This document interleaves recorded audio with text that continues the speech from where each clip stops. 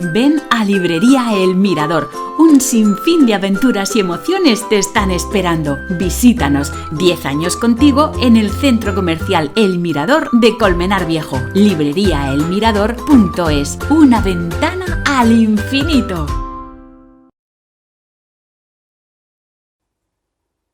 Onda Cero Madrid Norte. François Congosto.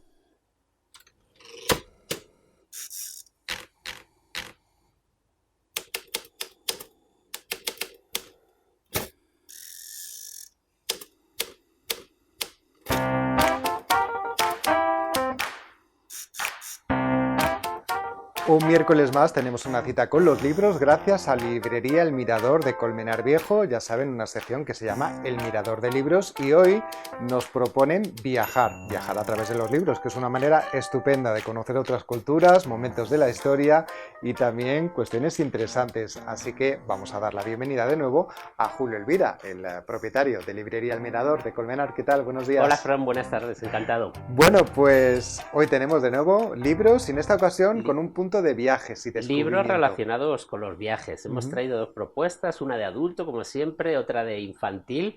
Y este año, 2024, se conmemora el 700 años del fallecimiento de Marco Polo. ¿Y quién es la figura? Pues más de exploradores, viajeros. Pues si hay un referente es el Marco Polo. Así que hemos traído esta biografía que se acaba de reeditar. Es un libro que se publicó en 2009, pero en este 2024 se acaba de reeditar. La edita la editorial Ariel y es del autor Laurens Berggren. Y nos cuenta pues esta vida apasionante de Marco Polo en el siglo XIII, viajero, aventurero, comerciante. Hay que decir que Marco Polo era veneciano. Venecia en esos años pues era una ciudad-estado, un estado en sí mismo, y eran por los líderes mundiales en comercio. Así nos descubre, es uno de los primeros descubridores de todo el continente asiático, la ruta de la seda, y ahí nos dejó el libro de las maravillas, que nos deja su obra, y el descubrimiento de todo el continente asiático. Ajá, un viajero global, uno de los primeros viajeros, además que obviamente cuando no había ni compañías aéreas, era muy complicado viajar por el mundo con otras culturas, pero al mismo tiempo imagino que atractivo, ¿no? Porque leyendo el libro dice cosas muy curiosas, como que nos tenemos que situar en el siglo XIII. La gente, el pueblo, no estaba acostumbrado a la velocidad. La velocidad máxima que alcanzaba una persona podía ser 25 kilómetros por hora cuando iban a caballo. Entonces ni se planteaba lo que es ahora un medio de locomoción. Entonces hacer esos grandes viajes en esas circunstancias, cuando actualmente, por ejemplo, para hacer la ruta de la seda, dice que aguantan temperaturas que son casi incompatibles con la vida, cuando las estepas de Asia, pues vamos a situarnos en esas épocas. No, y luego también yo creo que unos viajes sorprendentes, ¿no? Porque claro, es que muchos de ellos se adentraban en sitios donde a lo mejor habían tenido alguna idea, de otro viajero que había estado anteriormente. Culturas que nunca se habían conocido. Nunca se habían, culturas, ¿no? que nunca se habían conocido. Así, por ejemplo, Marco Polo fue asesor de la dinastía Khan, de los emperadores mongoles. Imagínate cuando alguien más de los imperios occidentales aparecía en esos mundos asiáticos. Pues me imagino que sería toda una sensación. Desde luego que debía ser una persona súper interesante, ¿no? Él venía de familias de comerciantes, su padre, su tío eran comerciantes, y desde pequeño le llevaban ya por diferentes rutas.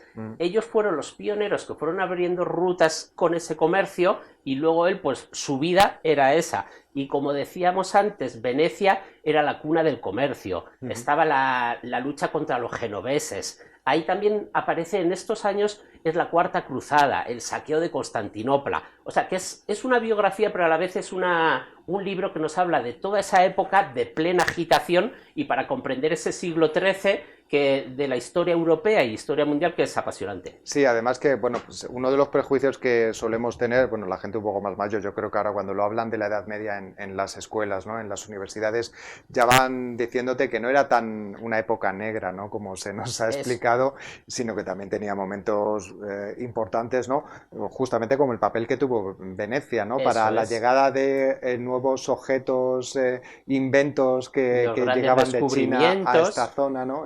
Y la sensación que tuvo que ser traer esas nuevas realidades incorporarlas a la vida diaria de ellos. Bueno, pues un libro muy interesante de Laurens Berggren, editado por Ariel, Marco Polo, que justamente nos recuerda pues este personaje histórico tan peculiar, este primer viajero global.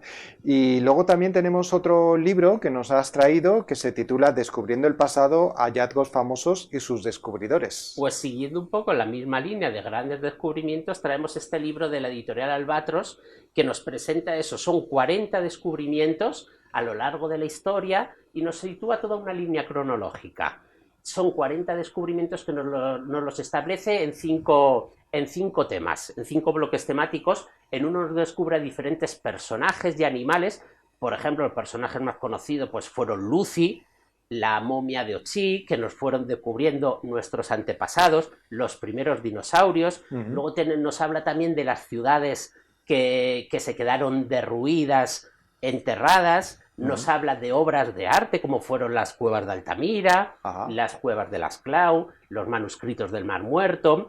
También nos habla luego de descubrimientos que se hayan hallado bajo el mar, como puede ser, ahora está siempre es un tema recurrente, el galeón San José, en la costa colombiana, que es español, que se quiere reflotar, pues aquí nos habla de esto y nos lo sitúa, nos explica cuándo se hundieron, nos explica esa realidad histórica y a la vez nos dice quiénes fueron los arqueólogos, paleontólogos que descubrieron todos esos yacimientos ahora. Claro, porque detrás de todos esos descubrimientos había gente, ¿no? Había gente también, ¿no? Muy curiosa, que tenía, en algunos casos eran grandes mecenas, sobre todo en el tema de Grecia, Egipto, eran grandes mecenas que era también un poco ese interés propio, pero luego grandes descubridores y gente pues que siempre ha hecho cosas por la humanidad. No, además que también es curioso porque, bueno, sobre todo habla del siglo XX, siglo XIX-XX, también XXI, porque claro, Tutankamón es del siglo XX, el descubrimiento de su tumba, pero luego, por ejemplo, Opsi, este hombre de las nieves, que se